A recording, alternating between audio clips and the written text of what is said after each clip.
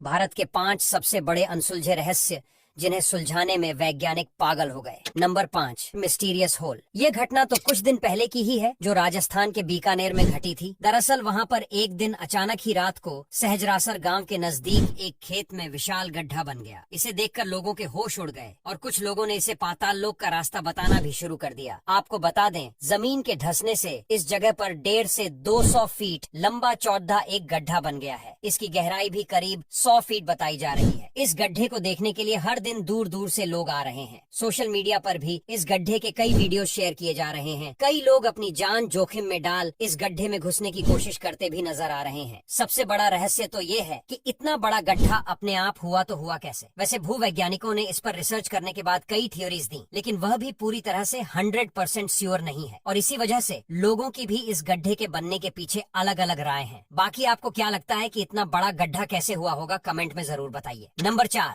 Gingee fort. Bharat में ऐसे कई किले हैं जो सदियों से इतिहास की कहानियां बयां कर रहे हैं। उन्हीं में से एक है जिंजी किला, जिसे जिंजी दुर्ग या सेंजी दुर्ग के नाम से भी जाना जाता है। पुडुचेरी में स्थित यह किला दक्षिण भारत के रहस्यमय किलों में से एक है। इस किले का निर्माण 9वीं शताब्दी में चोल राजवंशों द्वारा कराया गया था। इस किले की खूबसूरती ये है कि यह 7 पहाड़ियों पर बनवाया गया है। यह किला इस तरह निर्मित है कि छत्रपति शिवाजी ने इसे भारत का सबसे अभेद्य दुर्ग कहा था। वहीं अंग्रेजों ने इसे पूरब का ट्रॉय कहा था। दरअसल कहा जाता है कि जब चोल वंश के राजाओं ने इस किले को बनवाया था तो उन्होंने अपने हथियारों और बेशुमार खजाने को छुपाने के लिए इस किले में एक तहखाना बनवाया था, जिसमें जाने का दरवाजा किले की छत से जाता है। जब चोल वंश खत्म हुआ तो कई सारे राजाओं ने इस किले के तहखाना को ढूंढने की कोशिश की, लेकिन सभी नाकामयाब रहे। यहाँ तक कि मुगलों ने तो एड़ी छोटी का जोर लगा दिया